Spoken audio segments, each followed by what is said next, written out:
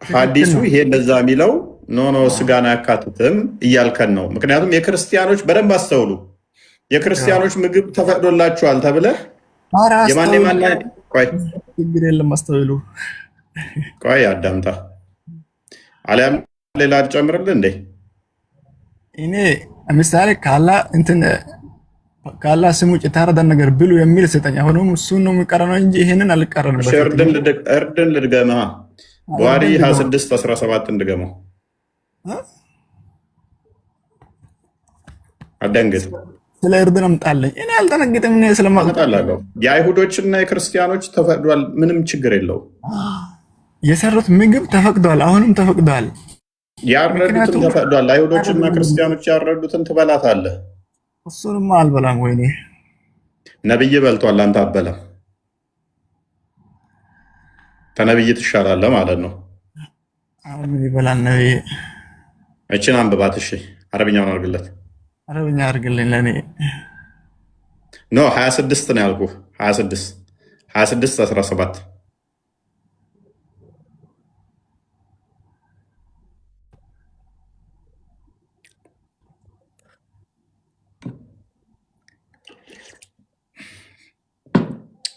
ሰቢር ይጠየፋል።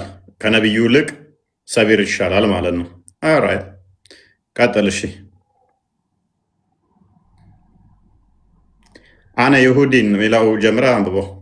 አነ ይሁዲ አን አነስ ብን ማሊክ ረዲየላሁ አንሁ አን ይሁዲይ አተ ነቢዩ ሰለላሁ ዐለይሂ ወሰለም ቢሻትን መስሙመትን ፈአከለ ሚንሃ ፈጅአ ቢሃ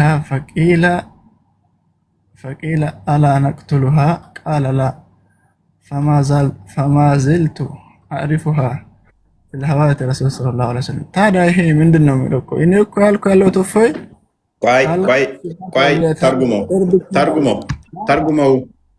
አትሰማኝም? አይኔን ተርጉመው፣ ፕሊዝ ተርጉመው። ዶንት ፓኒክ።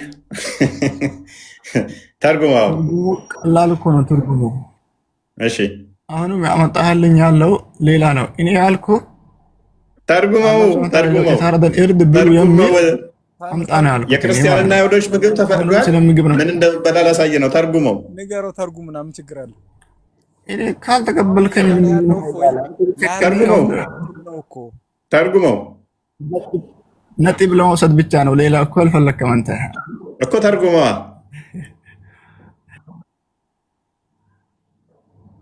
እሺ ርዕሱ ምንድን ነው? እንትን ስለምንድን ነው የምናገረው? ፕሊስ ተርጉመው እንጂ ለምን አይተረጎምም? ወይኔ እሺ ምን ይላል? እሺ አንተ ይሄ መጀመሪያ ርዕሱን ያመጣህበት ምክንያት ስለምንድን ነው? ይበላሉ ለማለት ነው። ተርጉምና ሰው ይፈርዳል። ለእኔ ነው የሚረዳው። ያመጣሁት መረጃ ለአንተ ነው የሚለውን ሰቢር ያ ሰቢር ሰብር አድርግና ተርጉም። እባክህ ተርጉመው።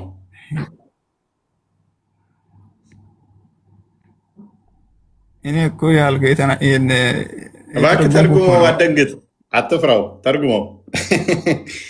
ነገርኩህ እኮ አንተ በዋሸ ቁጥር ነብይን ሐሰተኛ ታደርግልኛለህ። ሙስሊሞች በዋሻችሁ ቁጥር ሰቢር፣ ሙስሊሞች ልዋሹ በሞከራችሁ ቁጥር ነብያችሁን ወደ ገሃነም ትልኩታላችሁ። ስድብ እኮ አይደለም። እናንተ በዋሻችሁ ቁጥር መሐመድን ሐሰተኛ ታደርጉታላችሁ። አስተምሮቱ ላይ በስነ ስርዓት ብናወራ ይሻላል። እፎይ እዚህ ጋር ደግሞ አንተ ያመጣኸው ተስማማው እኮ። አንተ ምን አልክ መሰለህ? ምን አልክ መሰለህ? ጀማል ውጣ፣ በቃ እየደረብክ ነው። ምን አልክ መሰለህ? ሰቢር በፍጹም አይቻልም። ከአላህ ስም ውጭ የታረደን የአይሁዶችና የክርስቲያኖችን ስጋ መብላት አይቻልም፣ ክልክል ነው ብለሃል። ነብይ ከበላ ገሃነም ገቢ ነው ማለት ነው። አይቻልም ስላልክ አንተ ይሄ እኮ አዎ፣ እዚህ ጋር ምንድን ነው የሚለው? እሺ በአላህ ስም ይላል። ፈእኩሉ ሚን ገይሪ ስሚላሂ ፈዘብሐ የሚል እኮ የለም። ከአላህ ሱብሓነሁ ወተዓላ ሌላ ውጭ የታረደን አካል ብሎ የሚል እኮ ተርጉመው። ሐዲሱን ተርጉመው። ቀላል ነው እኮ። አናስ ብን ማሊክ ረዲየላሁ ዐንሁ አንድ ግለሰብ ወደ ነብዩ ሰለላሁ ዐለይሂ ወሰለም መጣ ይላል። ከዛስ بشاة مسمومة فأكل منها فجاء بها فقيل ألا نقتلها قال فما زلت أعرفها في الهواء رسول صلى الله عليه وسلم إيكو أنت يميل كوينكو ما ترجم سايهون ترجم أكتون سايهون አይ በቃ أي قبرام ፕሊስ እና ዝቅ አድርገውና አልተርጎመው። እሺ እንግሊዝኛ አድርግልኝ። ናሬትድ አነስ ቢን ማሌክ እንዳስተላለፈው ወይም እንደተረከው a Jewish brought a poison cooked sheep for the prophet who ate from it. አይሁድ የተመረዘ የበሰለ በግ ስጋ አመጣችለት ለነብይህ፣ እርሱም ከእርሱ ላይ በላ። ቡም። ስለዚህ መጽሐፉ ሰዎችን ምግብ መብላት ይቻላል ሲባል አይ ሽሮ ነው ስጋውን ሳይሆን የምትለው ነብይህ ቅርጥም ማርጎ በልቶ በዚህ ምክንያቱ ነው የልብ ደም ስሩ ተበጥሶ የሞተው። በግ እንግዲህ ሽሮ ነች አትለንም። አሁንም መልሰ ወይንም እስከነ ነፍሷ ነው በጉን ያመጡለት አትለንም። ስለዚህ በደንብ አስተውሉ። የክርስቲያን እና የአይሁዶ የመጽሐፉ ሰዎች የክርስቲያኖችና የአይሁዶች ምግብ የተፈቀደ ነው ሲባል ምንም ዳውት በሌለው ሁኔታ አይ ስጋውን አይደለም ሽሮውን ነው የሚለው ውድቅ ነው። ሳባዎቹ ስለበሉ መሐመድ ስለበላ ደግሞ በሐዲስ ላይ ደጋግሞ እጅግ ብዙ ሐዲሶች የሚናገሩት ምንድነው? ብዙ ሐዲሶች አሉ። ሁሉም የሚሉት ምንድነው? ምንም ጥያቄ የለውም። ኖ ዳውት በክርስቲያኖችና አይሁዶች ምግብ ላይ ምንም አይነት ሂላፍ የለበትም። አራህማን ሰላም ነው። እንዴት ነህ? አለን ማይጠቅም ነገር ላይ ጊዜ ባንጨርስ ጥሩ ነው። ይሄ ምግቡ ይበላል፣ ችግር የለውም። ሰቢር አይቻልም እያለ አዳል ኪታቦች ብስምላህ ብሎ ነበር የሚያርዱት። ማን ያለ ማስረጃ? ይኸውልህ ማይበላው ማስረጃ ቢስሚላህ ብለን እንደምናርድ ማስረጃ ተነግሮናል። አህለል ኪታብ የመጽሐፉ ባለቤቶች እንደዛ ብሎ ነው የሚያርዱት። ተረተረትን ሳይሆን እሱ ተረተረትን እዛ መስጊድ ውስጥ ማስረጃ ተከፍታለህ አንተ። ማስረጃ አሁን ማስረጃ ተከፍታለህ ማለት ነው። ተረተረት ሰለቸን እናንተን ተረተረት መስማት።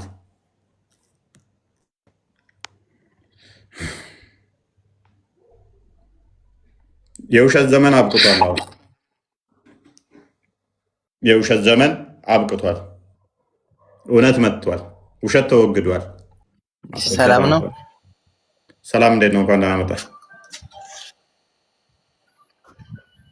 አለ ማመድ ይመስገን። መሐመድ ከአይሁዶች ስጋ በልቷል አልበላም? ነበረኝ ጠይቃለህ። መሐመድ አይሁዶችን ስጋ በልቷል አልበላም? ካይበር ላይ በሃይበር ጦርነት ላይ ኦኬ። አይሁዶች የሚያምኑት ማንን ነው? አይሁዶች በማን ነው የሚያምኑት? ኖ አህለል ኪታብ ብለን እኛ ለምሳሌ ስናም ኪታብ የተሰጣቸው ማለት በነቢያት ለምሳሌ ለሙሴ ተውራት ተሰጠው፣ ለነብዩ ኢሳ አለይሂ ሰላም ደግሞ እንጂል ተሰጠው ብለን ነው የምናምነው። ቆይ አይሁዶች በማን ነው የሚያምኑት ነው ያልኩህ። እነኛ አይሁዶች ሃይበር ነው ወጋቸው ናቸው አይደል? ለሄብ ምናምን ብለው አላህ ነው የሚያምኑት። በአላህ ነው የሚያምኑት። እነኚህ አይሁዶች ስጋ መጡለት በአላህ ነው የሚያምኑት። ተከታዮች ናቸው። እነኚህ ሙሐመድ ስጋውን የበላው የሙሴ መጽሐፍ ተከታዮች ናቸው አይሁዶች። ቆይ ይሄ ስጋውን ተቀብሎ የበላው በእስልምና የሚያምኑ ናቸው?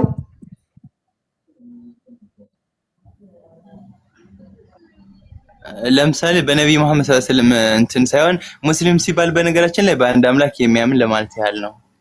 ቆይ እነኚህ አይሁዶች ሙስሊሞች ናቸው? ሙሐመድ ስጋውን ተቀብሏቸው የበላው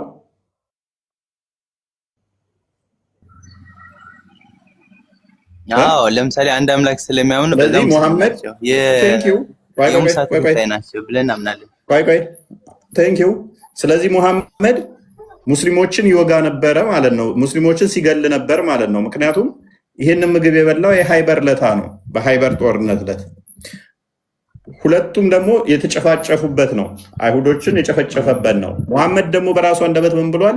አላህ ገረኝ ብሎ ሁለት ሙስሊሞች ሴፍ ይዘው ከተዋጉና ከተገዳደሉ ገዳይም ገሃነም ይገባል፣ ሟችም ገሃነም ይገባል ብሏል። እነኚህ አይሁዶች ሙስሊሞች ናቸው ባልከን ሎጂክ መሰረት ሙሐመድም ሙስሊም ነው፣ እነኚህም ሙስሊም ናቸው። የተጨፋጨፉበት ቀን ስለሆነ እነኚህም ገሃነም ገቢ ናቸው፣ እርሱም ሙሐመድህም ገሃነም ገቢ ነው እያልከኝ ነው። አይ የኪታብ ባለቤቶች ነው ያልኩህ እኔ እንጂ እነዛ በዛ ሰዓት ምግብ ያመጡለት ነው ያላቅ። ለምን ታፈገፍጋለህ? እነኚህ ስጋውን ያመጡለት ሙስሊሞች ናቸው ብለኸኛል። አይሁዶቹ እነኚህ ሙስሊሞች ናቸው ብለኸኛል። ኖ እነዛ አህል ኪታብ ለኛ የተፈቀደ ነው ያልኩህ፣ እነሱ አላውቅም ነው። እነኛ አይሁዶቹ እንደዛ ካልኩ ደግሞ በስተት የሚሆነው ይቅርታ። ሃይበር ላይ ተዋጉት ፕሊስ፣ ሃይበር ላይ ተዋጉት፣ በካይበር ጦርነት የተዋጉትና ስጋ ያበሉት ሙስሊሞች ናቸው እነሱም ብለኸኛል ቅድም። ፕሊስ አደረበ ራማን ይቅርታ ፎይ ምን በምን የተረዳው እኔ ለምሳሌ የኪታብ ባለቤቶች ባልከው ነው የተረዳው እኔ ማለት እኛ ለኛ የተፈቀደው የኪታብ ባለቤቶች ነው እነሱ ነብያው ካላዋለም የበሉትን ችግር የለውም በዛም ብትሄድ አታመልጠኝም። ስለዚህ እነኚህ የመጽሐፉ ሰዎች እንጂ ሙስሊሞች አይደሉም አይደለ? ነው በነገራችን ላይ ማለት እኔ እዛ ላይ ጥሩ እንትን አይደለም፣ ጥሩ መላሽ አይደለም። ጥያቄ የፈለገን አርጉመንት ቀየር። እኔ አንተ ባቀየርከው አርጉመንት እጠጥፋለሁ፣ ችግር የለውም። ኦነስት ማትሆን ከሆነ ታማኝ ማትሆን ከሆነ አርጉመንት ቀይር፣ ሽፍት በምታደርገው አርጉመንት እዛለሁ መልሰህ። ስለዚህ እነኚህ ሙስሊም አይደሉም የመጽሐፉ ሰዎች ናቸው አይደለ? ነው አይደለም። ሪሊ ስላልሆንኩ ነው ይቅርታ። በዛ ላይ ለመመለስ ማለት ለመጠየቅ ነበር ሀሳብ ያመጣጠኝ። ኦኬ እኮ ሬዲ ካልሆንክ እኮ ወይንም ካላወቅ አላቅም ነው የሚባለው። ኤኒዌይስ አላቅም ማለት ቀላል ነው። ገባ? በሳትክ ቁጥር ልታጭበረብር በሞከርክ ቁጥር እስልምናን በደንብ ለእኔ ትመቸኛለህ፣ እስልምናን በደንብ ለማፍረስ ትረዳኛለህ፣ እያገዝከኝ ትመጣለህ ማለት ነው። እና የገቡት ሁሉ አይታቸዋል። ኖ ስለሚቆራረጥ ነው እንጂ ወላሂ ለማጭበርበር ምናምን ፈልጌም አይደለም። ማለት የአህለል ኪታብ ምናምን በሚለው ነው የተናገርኩት። የአህለል ኪታብ በሚለው ነው እንጂ ለማጭበርበር ፈልጌ አይደለም። እኔ እሱ ላይ እያወራሁ ያ ሽፍት አደረግክ እኮ የመጽሐፉ ሰዎች ሙስሊሞች ናቸው ብለህ መልሰህ እንትን አልከኝ። ገባ? እነኚዎቹ ሙስሊሞች ናቸው ብለህ እንትን አልክ። ሰው የመጽሐፉ ሰዎች ስትል ማን እያልክ ነው? አይሁዶችና ክርስቲያኖች ናቸው። በቃ ምናምን አይ ለነሱ ያመጡለት አላቅም እንደሆነ እምነታቸውና ምግብ ያመጡላቸው ግን የኪታው የመጽሐፍ ባለቤት ሲባሉ ግን አዎ አይሁዶችና ክርስቲያኖች ማለት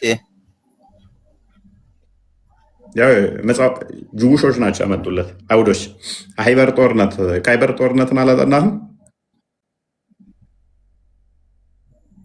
ሻራ አላጠናም። 629 አካባቢ የተካሄደ ሙሐመድ የሞተበትን ታሪክ አታውቅም? እችን በልቶ ነው የልባ ጥያቄ መጠየቅ ይችላለሁ ነው ፈይ ኤንኤስ የኛውን አታውቀውም? እንዴት አዎ ማለት እኔ ይሄኛው ገነት ያስገባል አያስገባም የሚል ደግሞ ማለት እንትን አይዶ ነው ስጋ ተበላ በዚህ እንትን የሚል መስሎ አይታየኝም ለእኔና ስለሌላ መጠየቅ ፈልጌ ይታያል። ምክንያቱም በጣዖት ስም የታረደ መብላት ትችላለህ። ሱራ 2 173 አልበላም። እኔ ለምሳሌ አልበላም።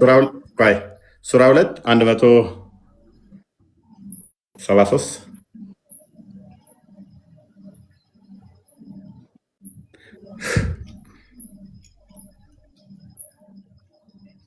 የተጠየቀውን ለምን አታወጣም?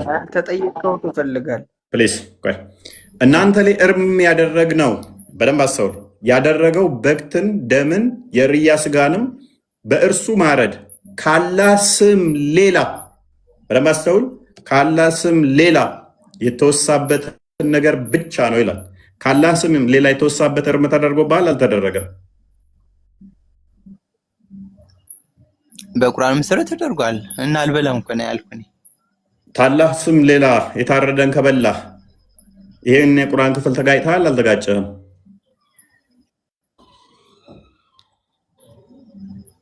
ማለት ሊጋጭ አይችልም። ካላህ ስም ሌላ እንትን አለው ማለት ብቻ ከተባልክ በኋላ በአላህ ስም የታረደን ብቻ ከሆነ የምበላው ከአላህ ስም ሌላ ውጭ የሆነን እርም ተደርጎብሃል ከተባልክ መብላት ትችላለህ? በጣዖት ስም የታረደን አልበላም።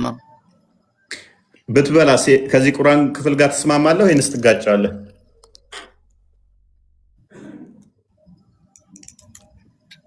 ማለት ከዛ ነቢያችን መሐመድ ሰለላሁ ዐለይሂ ወሰለም እነዛ ጃዎች ወይ ማለቶች ጋር መጣውለት እሱን አልጠየቅኩም። ፕሊዝ ከአላህ ስም ሌላ የታረደን እኮ አልበላም ካልኩ ማለት ከበላው ይጋጫል። ከበላህ ይጋጫል። ተተጋጨ ደግሞ አላህን አልታዘዝክም ማለት ነው። አታድርግ ያለህን አድርገሃል ማለት ነው። የእርዱ ዓላማ ይለያል። አራህም አልጋት ደጋግመህ አሁን ስለዚህ በደንብ አስተውል። አትብላ ካላህ ውጭ የታረደን ተብለህ ከበላህ ከዚህ ቁርአን ክፍል ጋር ተጋጨ ማለት ነው አይደለ?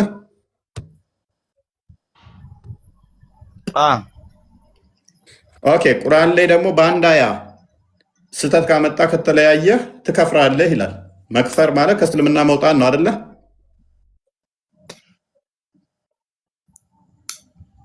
መክፈር ማለት በአላህ መካድ ነው እንጂ በእንትኖች ወንጀል ናቸው፣ እንደ ወንጀል ናቸው የሚቆጠሩ ሌሎች እንጂ ከእስልምና ያስወጡ። ስለዚህ ቀደም ምን ብለህን ነበረ? አይ ተራ ነገር ነው ያልከው ነገር ምግቡ ከእስልምና ሊያስወጣ ይችላል። ምክንያቱም ፍጹም እስካልታዘዝክና ፍጹም እስካላመን በአንድ አያ እንኳን ከሳትክ የምትወጣ ከሆነ ከካድክ የሚያስወጣ ከሆነ ከአላህ ውጭ የታረደን እንዳበላ ብሎህ በጣዖት የታረደ የምበላ ከሆነ ከእስልምና ትወጣታለህ። አንደኛ ጢሞቴዎስ ላይ 15:24 አካባቢ ማለት የኢየሱስ ክርስቶስ ስልጣን እንደሚያስረክብ ምናምን ይናገራል። አንደኛ ጢሞቴዎስ ላይ 15:24 አካባቢ እስከ 29 ባለው። ሰላም ብያለሁ። ሁላችሁንም እንዴት ናችሁ? ቆይ ወንድም አለ ሰላም ብያለሁ። ታችም ላይ ያላችሁ እንዴት ናችሁ? ሰላም ክርስቶስ ከሁላችሁ ጋር ይሁን። አለን።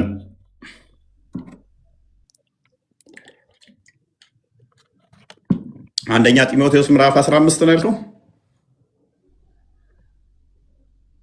15:24 ቁጥር አንደኛ ጢሞቴዎስ ምዕራፍ 15 አለው። ቲምኖ ነው ለማለት ነው። አንደኛ ቆሮንቶስ ማለት ፈልጓል። ቢኒ እንትን ቆሮንቶስ። አይ ነው ዳት። እሺ ቀጥል። ኦኬ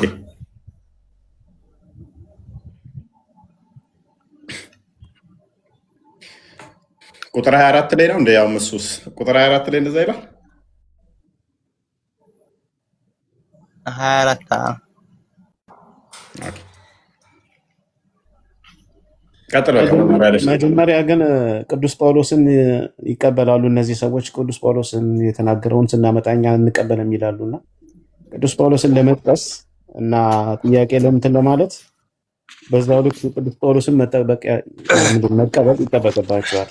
ምክንያቱም ራሱ ክርስቶስ በአንደበቱ የተናገረው ካልሆነ አንቀበልም ነው የሚሉት። ለምሳሌ የሮሜ ምዕራፍ 9 ቁጥር 5 ላይ ኢየሱስ ክርስቶስ በስጋ የመጣ አምላክ ነው ብሏል ብለን ስንላቸው እሱን ያለው ቅዱስ ጳውሎስ ነው አንቀበልም ይላሉ። እና ኮንሲስተንሲ የሌለው ነገር ለምንድን ነው የሚጠይቁት? መጀመሪያ ቅዱስ ጳውሎስን ትቀበላላችሁ ወይ ወይስ እየመረጣችሁ ብቻ ነው የምትቀበሉት? ኢቨን ይህንን ምዕራፍ ይቀበሉታል ወይ? ይህን ምዕራፍ ከተቀበሉት እኮ በቂ ነው። ይህ ምዕራፍ ሙሉ ሳይሆን ጥያቄ እያነበብኩ ጥያቄ የፈጠረብህ መጠየቅ አይቻልም? ይቻላል። እያነበብኩ ጥያቄ የፈጠረብህ መጠየቅ አይቻልም? እሺ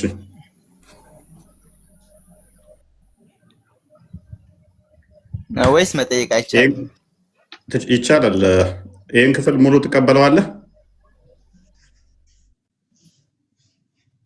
አይ ትቀበለዋለህ ሳይሆን እኔ እያነበብኩ ስለሆነ ለመረዳት ነው ጥያቄ የመጣው እኮ። አሁን ይህንን ክፍል ስታመጣው እኔ አሁን ደስ ብሎኝ ይቀበለዋል። ይህን ክፍል አንተ ምን ይጠቅመኛል ብለን ያመጣው እዚቹ ቁጥር ላይ ራሱ ወይኔ። አይ እኔማ ማለት ይሄው ክፍል የጠቀስከው እስልምናን እንደሚያፈርስ ታውቃለህ።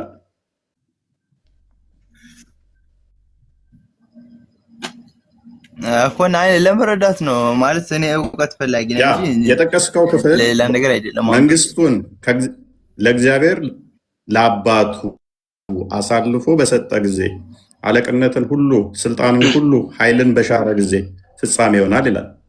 አባት እንዳለው ታምናለህ? አዎ፣ በመጽሐፍ ቅዱስ መሰረት አምናለሁ። አዎ። ስለዚህ ክርስቶስ አባት አለው ማለት ነው። አባቱም ደግሞ አብ ነው አይደለ?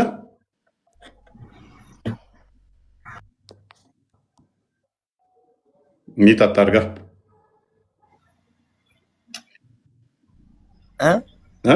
አባት አለዋል።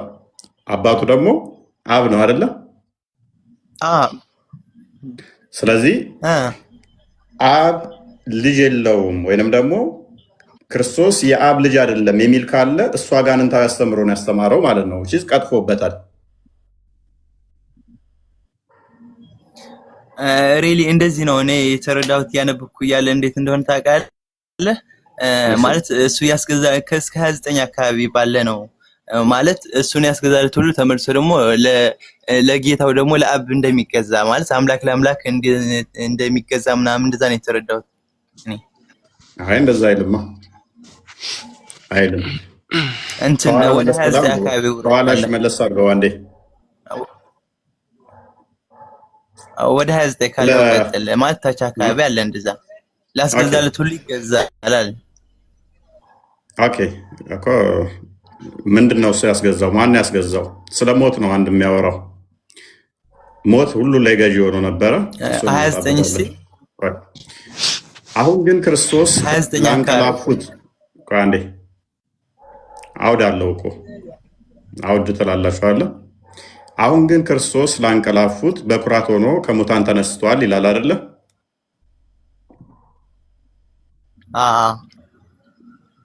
ስለዚህ ይሄ ክፍል እየነገረን ያለው ክርስቶስ ሞቶ እንደተነሳ ነው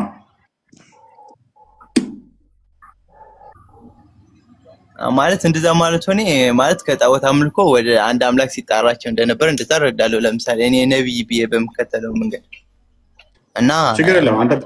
አንተ ባመጣው ምዕራፍ ላይ ይሄ ሞቶ እንደተነሳ አውዱ እዛው እየነገረ ነው።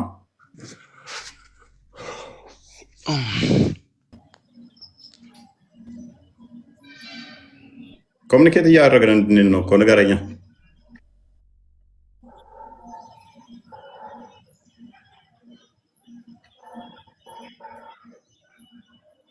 አክረም የጠቀስከው ምዕራፍ ሙሉ እስልምናን እንደሚያፈርስ ገብተዋል ማለት ነው። ስለዚህ ጳውሎስን ስትጠቅስ ሌላ ቦታ መሄድ ብቻ ሳይሆን የጠቀስከው ክፍል ሙሉ እስልምናን የሚያፈርስብህ ክፍል እንደሆነ ገብተዋል። ለዛ ነው። ስለዚህ አሁን ግን ክርስቶስ ላንቀላፉት በኩራት ሆኖ ከሙታን ተነስቷል ሲል ክርስቶስ ሞቶ እንደተነሳ እየነገረን ነው። አልሰቀሉትም አልገደሉትም የሚለው የቁርአን ክፍል ይሄ ድባቅ የሚመታው ጥቅስ ነው። ሞት በሰው በኩል ስለመጣ ትንሣኤ ሙታን በሰው በኩል ሆኗልና አለ። ሞት በአዳም መጥቷል አይደለም? አክረም ማለት እንዴት ይገዛል እግዚአብሔር በሚል ጥያቄ ነው እኮ አውዱን ተከትለን እንሂድ። እየፈታ ነው እንድንሄድ እኮ ነው እየፈታ ነው እንድንሄድ እንግባባ። ሞት በሰው በኩል መጣ ትንሣኤ ሙታን ደግሞ በሰው በኩል ሆነ ይላል አይደለ?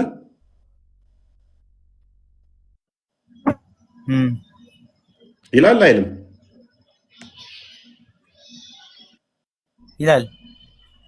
ስለዚህ ሞት በአዳም በኩል መጥቶ ነበረ። ትንሣኤ ደግሞ በማን በኩል ነው የሆነው? በክርስቶስ ነው። በክርስቶስ ያው ከስር ይልሃል እኮ ሁሉ በአዳም እንደሚሞቱ እንዲሁ ሁሉ በክርስቶስ ደግሞ ሕያዋን ይሆናሉ ይላል አይደለ? አይከና ሰው ጎበዝ። ሕያው የሚያደርግ አምላክ ነው ወይንስ ፍጡር ነው?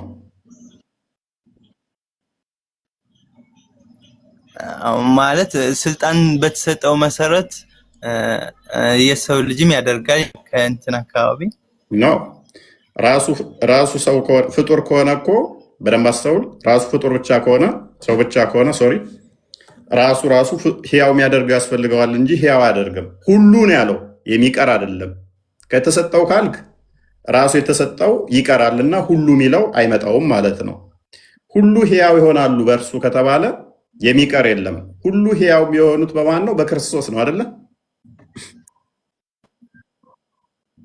አዎ ማለት እሱ ከሁለት አድርጌ ነው ይረዳለው። ለምሳሌ አምላክ ከመሆኑ አንፃር ሳይሆን ለምሳሌ እንደ ነብይነቱም ከጣዖት አምልኮ ምናምን ስላራጋቸው ማለት ሞት ከሁለት ልክ እንደሚከፈለው ልክ እንደዛ ነው የምረዳው እኔ። ቴንክ ዩ። እሺ ተስማማለህ በአንተ ሎጂክ። አዳም ነብይ ነው አይደለም?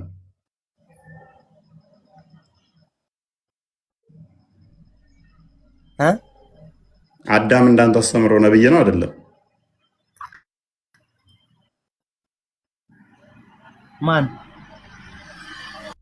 አደም ነብይ ነው አይደለም? ነብይ ነው። እንደኔ አስተምሮት ነብይ ነው። በአደም በኩል ሞት መጣ፣ ትንሣኤ ግን የሆነው በክርስቶስ ነው እያለህ ነው። ስለዚህ አደም ሕያው አላደረገም። ሕያው ያደረገው ማለት ክርስቶስ ነው።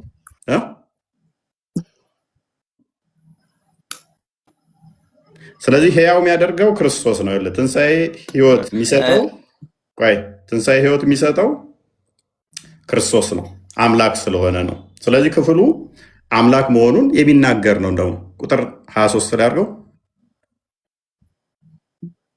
ነገር ግን እያንዳንዱ በራሱ ተራ ይሆናል። ክርስቶስ እንደ በኩራት ነው፣ በኋላም በመምጣቱ ከክርስቶስ የሆኑት ናቸው። በኋላም መንግስቱን ከእግዚአብሔር ለአባቱ አሳልፎ በሰጠ ከፋርገው ጊዜ አለቅነትንም ሁሉ ስልጣንን ሁሉ ኃይልንም በሻረ ጊዜ ፍጻሜ ይሆናል። ጠላቶቹን ሁሉ ከእግሩ በታች እስኪያደርግ ድረስ ሊነግስ ይገባዋልና። የኋለኛው ጠላት ማን ነው? የተሻረው የሚሻረው ሞት ነው፣ ሁሉን ከእግሩ በታች አስገዝቷልና። ነገር ግን ሁሉ ተገዝቷል ሲል ሁሉን ካስገዛለት በቀር መሆኑ ግልጽ ነው። ሁሉን የገዛው ማን ነው? እዚህ ጋር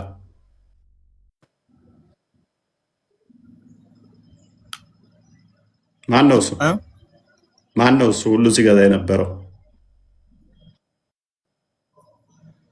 ሁሉ ሲገዛ እንደነበረ ለምሳሌ እንደምረዳው ነው የምነግርህ እኔ። ለምሳሌ በነብዩ መሐመድ ሰለላሁ ዐለይሂ ወሰለም በመሰለህ እሳቸው ነብይ ሆነው ማለት የሁሉ መሪ ሆነው ልክ እንደነበሩና ለጌታቸው ለአላህ ሱብሓነሁ ወተዓላ ሲያስገዙና ትእዛዝ ሲያስተላልፉ ልክ እንደነበሩ ከዛ በኋላ ማለት አለቅነታቸው ወይም ደግሞ አደራነታቸው ወይም ደግሞ ነብይነታቸው መዋጣት ምናምን እንደዛ ነው የምረዳው። እንደዛ ሳይሆን ሞት በሰው ላይ ገዢ ሆኖ ነበረ። ሞትን ለመሻር ነው የመጣው። ዕብራውያን ምዕራፍ 2 ላይ ቁጥር 15 እንደሚናገረው ሞት ገዢ ሆኖ ነበረ።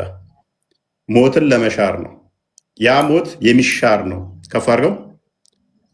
ጠላቶች ሁሉ ካስገዛ በኋላ ካለ በኋላ ወደ ኋላ ተመለስክ እኮ ሀቢብ።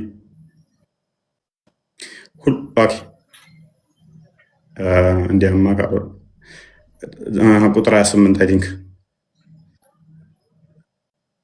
ሁሉ ከተገዛለት በኋላ ግን እግዚአብሔር ሁሉ በሁሉ ይሆን ዘንድ በዚያን ጊዜ ልጁ ራሱ ደግሞ ሁሉን ላስገዛለት ይገዛል። which is ለሞት ማለት ነው። ከዛም ሁሉ ምን ይሆናል? ይገዛል። ክርስቶስ በስጋ ስለሞተ ማለት ነው። ሞት በሁሉ ላይ ሰልጥኖ ነበረ። ሁሉ በሞት ስር ነበሩ። በኋላ ግን ፍጻሜ ይሆናል፣ ትንሣኤ ስለሚሆን እሱ ማለት ነው። ሞት በማን በኩል ስለመጣ? በአዳም በኩል ስለመጣ። ክርስቶስ የአዳምን ስጋ ይዞ ስለመጣ ሞት በሁሉ ላይ ገዢ ሆኖ ነበረ። በኋላ ግን ፍጻሜ ይሆናል። እንዲያማ ካልሆነ አለ ከፍ አድርገው ስለ ሙታን የሚጠመቁ ምን ያደርጋሉ? ሙታንስ ከቶ የማይነሱ ከሆነ ስለ እነርሱ የሚጠመቁ ስለምንድን ነው ይላል። ስለዚህ እኛ ስንጠመቅ ሞትም ከክርስቶስ ጋር ሞተን እንነሳለን። ያንን ለማሳየት ነው። ሞት ስለሚሻር ማለት ነው። በማ በክርስቶስ ሞት በሁሉ ላይ ሰልጥኖ ስለነበረ የሁሉ ገዢ ሆኖ ስለነበር ማለት ነው። እኛ ዞትር በሚያስፈራ ኑሮ የምንኖር ስለምንድን ነው ይላል። በጌታችን በክርስቶስ ኢየሱስ ባለኝ ከእናንተ ትምክህት እምላለሁ፣ ወንድሞች ሆይ ዕለት ዕለት እሞታለሁ እያለ ይቀጥላል። ስለዚህ ሞት በሰዎች ላይ በአስፈሪ ሁኔታ ገዢ ሆኖ ነበረ።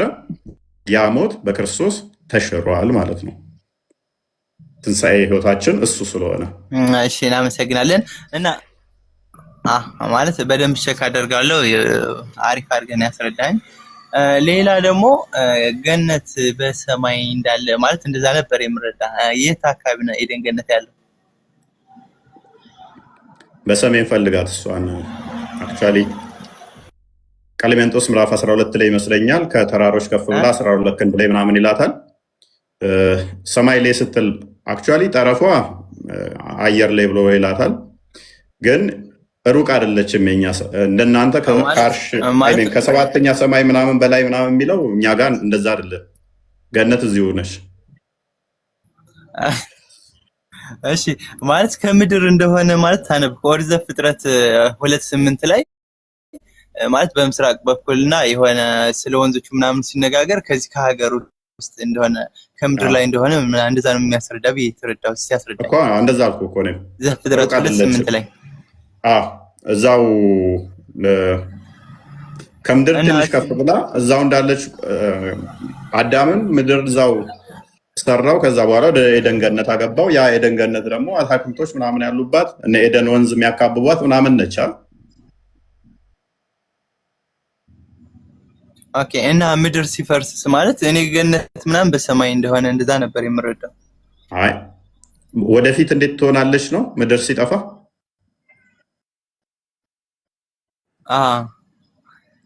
ወደፊት እሷም አብራ ትጠፋለች ብለን እኮ ምናምን ነው እኛ።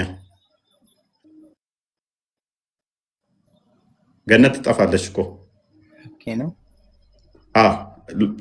አዲስ ሰማይና አዲስ መንግስት ሰማያት ነው እኛ የምንገባው። እንትን ራእይ ምዕራፍ 21 አንድ የክፈተው 21 ወይም 22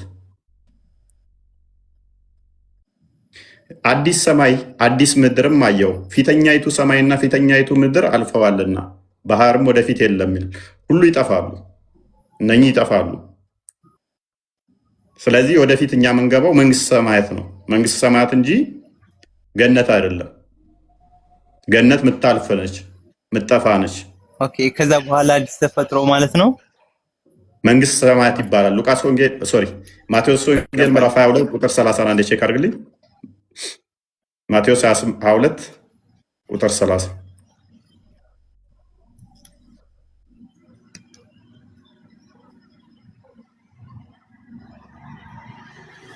በትንሣኤ ይላል እንደ መንግስት እንደ እግዚአብሔር መላእክት በሰማይ ይሆናሉ እንጂ አይጋቡም አያገቡም ይላል። ይሄንኛው አሮጌው ሰማይ ያልፋል። ትንሣኤ ማለት ሞተን ስንነሳ በሰማይ እንዴት ነው የሚሆነው? አያገቡም አይጋቡም። እቺ አሮጌው ሰማይና አሮጌው ምድር ያልፋሉ አለ አይደል? እዛ ጋር አሮጌው ሰማይና አሮጌው ምድር ያልፋሉ አለ። ስለዚህ በዛ በአዲሲቱ ኢየሩሳሌም ወይም አዲሲቱ ሰማይ የምትመጣ ነች። ዕብራውያን ምዕራፍ 12 ቁጥር 22 አንዴ ክፈትልኝ።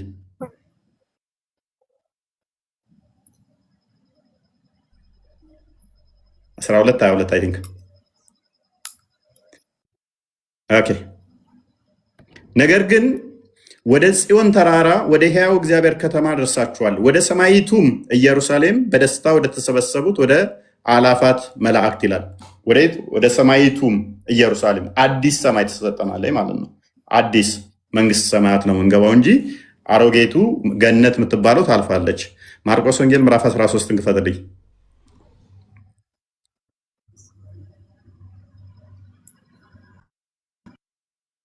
እሺ ከፍ አድርገው እስኪ መንግስት ሰማያት እንዲቴል ያብራራዋል እዚህ ጋር። ከፍ አድርገው እሺ ጦር ነው ከፍ አድርገው። እሺ ህዝቡንም አይቶ በቃ 8 ኦኬ ከፍ አድርገውና ወደ ስለ መንግስት ሰማያት እንዲቴል እንደሚያስተምርበታል ያቸው።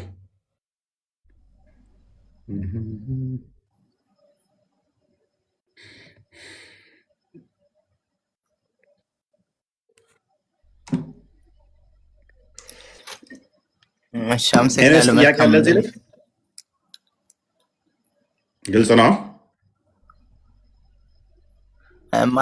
ማለት እያነበብኩ ስለሆነ መረዳት ያለብኝ ተረድቻለሁ። ስለዚህ አመሰግናለሁ። ቢኒ የምጨምርለት ካለ ጨምርለት።